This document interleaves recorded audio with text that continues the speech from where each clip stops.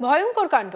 Enumeration form জমা দিতে গিয়ে মেজাজ হারিয়ে তৃণমূল কাউন্সিলরের ছেলের গায়ে হাত তোলার অভিযোগ উঠল বিএলওর বিরুদ্ধে। ঘটনাটি ঘটেছে ডানকুনি পুরসভার 5 নম্বর ওয়ার্ডের 218 নম্বর বুথে। তৃণমূলের অভিযোগ, প্রথম থেকেই বিজেপির হয়ে কাজ করছেন ওই বিএলও। দলীয়ভাবে নির্বাচন কমিশনে অভিযোগ জানানো হবে বলেও দাবি তৃণমূলের, যদিও সমস্ত অভিযোগ অস্বীকার করে এবং কমিশনের নিয়ম অনুযায়ী কাজ করছে বলে দাবি বিএলও। স্থানীয় সূত্রে খবর, শুক্রবার সকালে গণনা ফর্ম জমা দিতে যান বিএলও চন্দ্রিমা ঘোষ। 5 নম্বর ওয়ার্ডের তৃণমূল কাউন্সিলর সীমা মাকালের ছেলে জিৎ মাকাল তার দাদার ফর্মে নামের বানান ভুল থাকায় কি করে সংশোধন করবেন তা জানতে চান বিএলওর কাছে। অভিযোগ, সেই সময় সহযোগিতা না করে উল্টে মেজাজ হারানোই বিএলও। এমনকি ফর্ম জমা না দিলে দিল্লিতে গিয়ে জমা দিতে হবে বলেও জানান বিএলও। বিএলওর বক্তব্য, নিজের ফোনে রেকর্ডিং করতে গেলে ধাক্কা দিয়ে ফোন ফেলে দেওয়া হয় এবং তার গায়ে হাত দেওয়া হয় বলে অভিযোগ।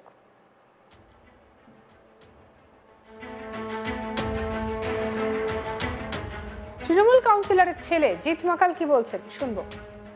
এলো নাকি তোমাকে মারধর করেছে, মানে কি ঘটনাটা হয়েছিল? আজ সকালবেলা বিএলও ম্যাডাম যে ছিল চন্দ্রিমা ঘোষ, তো উনি 218 পার্টের বিএলও, তা উনি এসেছিলেন ফর্ম নিতে। তা আমার ফর্মটা একটু কিছু ইস্যুর জন্য আমি ফর্মটা ফিল আপ করতে পারিনি। তা সেই হিসাবে আমি আমার ম্যাডামকে জিজ্ঞাসা করতে গেলাম যে ম্যাডাম, এই দুটো ফর্মের মধ্যে আমার ভুল আছে, এটা ভুল সংশোধন আমি কী করবো? তা ম্যাডাম এলেন, এসে আমাকে বললেন যে ফর্ম ফিল আপ না হলে তুমি দিল্লি গিয়ে জমা দিয়ে আসবে। তা ম্যাডামকে বললাম, কেন ম্যাম, এরকম দিল্লিতে কেন জমা দেবো, সবাই বাড়িতে হচ্ছে, আমার তো ভুলের সংশোধনী তো জিজ্ঞাসা করতে এলাম। তো তখন ম্যাডাম বলল যে না, এটা নিয়ম আছে, এই আছে, অনেক কিছু বললেন। বলার পর বললো যে ঠিক আছে। বলার পর আমি যাই জিজ্ঞাসা করলাম, তা উনি পার্টি পলিটিক্সের ব্যাপার তুললেন।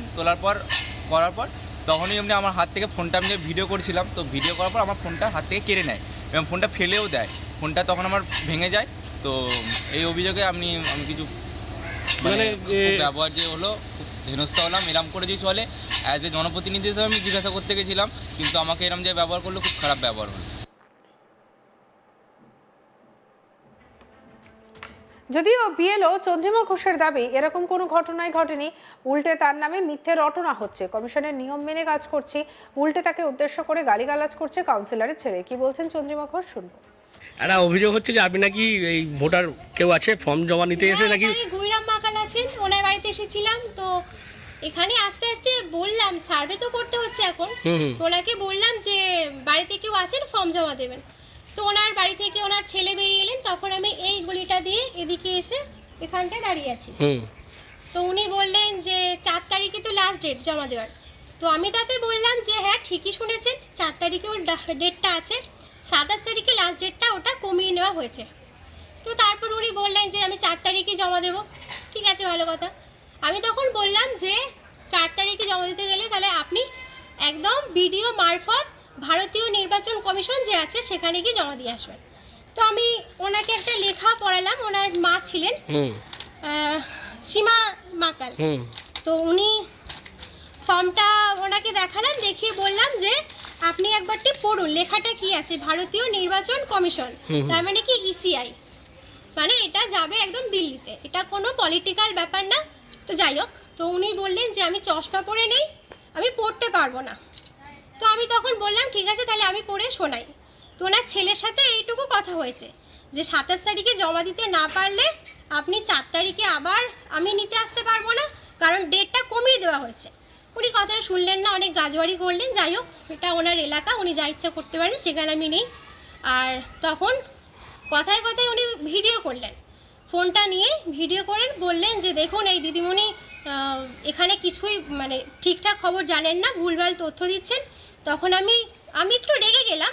গাজোয়ারি বলতে দেখুন, আমি মুখে কথা বলবো, আমি ঘুষি লাথি মেরে কোনো কাজ করতে নারাজ। আমি কারোর কাছ থেকে ফর্ম তুলতে ছিনিয়ে নিতে আসিনি, বাড়িতে আসবো, যে জমা দেবেন। 4 তারিখে আমার নেওয়ার কোনো রাইট নেই। ইভেন সরকারও বলে, মানে ইসিআই বলে দিয়েছেন যে 4 তারিখে কোনো কেউ ফর্ম দিতে পারবেন না, 27 তারিখেও ফর্ম দিতে পারবেন না। তো ডেট যেহেতু বেশি নেই, ওই জন্য উনি আর কি গাজোয়ারি ফুলিয়ে ভিডিওটা করলেন। তো ভিডিও করতে করতে উনি বললেন যে দেখুন দিদিমণি কিছু জানেন না কাজ, উনি ভুলভাল কথা বলছেন। কি দিদিমণি হয়েছেন, চাকরি পেয়েছেন ঘুষ দিয়ে, অনেকগুলো অশ্রাব্য গালাগালি পারলেন, ভিডিওতেই পারলেন। আর তখন উনি সেলফিতেও মানে ফ্রন্ট ক্যামেরাতে আর কি ভিডিওটা করছেন। তখন আমি রেগে গিয়ে বললাম, ফোনটা কেড়ে নিয়ে বললাম যে ভাই তুমি কে হও যে এত কথা বলছো। আপনিও তো নাকি মারধর করেছেন, ধাক্কা দিয়েছেন? ধাক্কা দিইনি, মারধর করিনি, কারণ এই ক্ষমতাটা আমার এখানে মানে এত পাওয়ারটা বাজেভাবে কাজে লাগাতে চাই না দাদা, আমার তো প্রচুর কাজ আছে। তো আমি এখানে এসেছি অনেকক্ষণ আগে, ওনাকে শুধু এটুকু বললাম, ওনার ফোনটা হাত থেকে কেড়ে নিয়ে বললাম যেহেতু উনি ভিডিও করছে সেখানে আমিও তো আছি, আমাকে নিয়েই তো ভিডিওটা হচ্ছে, ওই জন্য ওনাকে বললাম যে কে হে আপনি এত কথা বলার।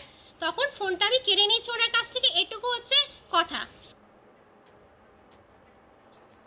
এই ঘটনাকে কেন্দ্র করে শুরু হয়েছে রাজনৈতিক চর্চা। ডানকুনি শহর তৃণমূল কংগ্রেসের সভাপতি প্রকাশ রাহা বলেন, ওই বিএলও প্রথম থেকেই বিজেপির হয়ে কাজ করেছেন, ওনার বিরুদ্ধে অনেক অভিযোগ রয়েছে।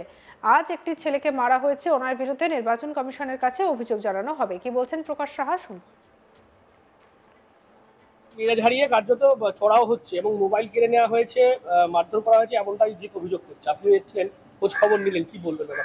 দেখুন, এই বিএলওর এগেনস্টে আমরা কাজ শুরু হওয়ার পর থেকেই কমপ্লেন পাচ্ছি, কিন্তু যেহেতু এটা লোকালি আমরা চাই যে সবাই মিলে থেকে কাজটা করুক, এবং আমরা তো আমাদের দলের স্ট্যান্ডই হচ্ছে মাননীয় মুখ্যমন্ত্রী মমতা বন্দ্যোপাধ্যায়, অভিষেক বন্দ্যোপাধ্যায় সবাই বলছেন বারবার যে কোনো যোগ্য ভোটারের নাম যেন বাদ না যায়। তো সেই দিকে আমরা চেয়েছি একটা সমন্বয় করে কাজ করতে। উনি বরাবরই করছেন কি, বিজেপির যে বিএলএ আছে তাকে নিয়ে উনি আলাদা আলাদা ঘুরছেন, আলাদা আলাদাভাবে ভোটার মানে ফর্ম বিলি করছেন, ফর্ম কালেকশন করছেন, এটা নিয়ে একটা অভিযোগ ছিল। কিন্তু আজকে যে ঘটনাটা ঘটেছে চূড়ান্ত পর্যায়ে চলে গেছে। যেহেতু সে কাউন্সিলরের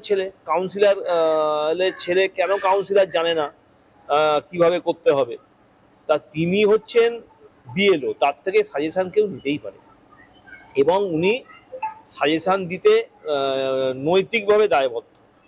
তা সেখানে উনি যদি দিল্লি দেখিয়ে দেন যে 27 তারিখের মধ্যে ফর্ম না জমা দিলে তোমাকে দিল্লি যেতে হবে, তা আমরা তো কোথাও শুনিনি যে 27 তারিখের মধ্যে ফর্ম জমা দিতে দিল্লি যেতে হবে। তো এই ধরনের কথা বলে তিনি উত্তেজনা তৈরি করেছেন, তারপরে বাদানুবাদ হয়েছে, এবং সবথেকে বড় কথা, উনি একটা দায়িত্বশীল কাজে এসে, ওনার বিরুদ্ধে যে অভিযোগটা আমরা পেলাম, উনি একটা দায়িত্বশীল কাজে এসে একটি ছেলের গায়ে হাত দিয়েছেন, চড় মেরেছেন, তার মোবাইল ফেলে দিয়েছেন।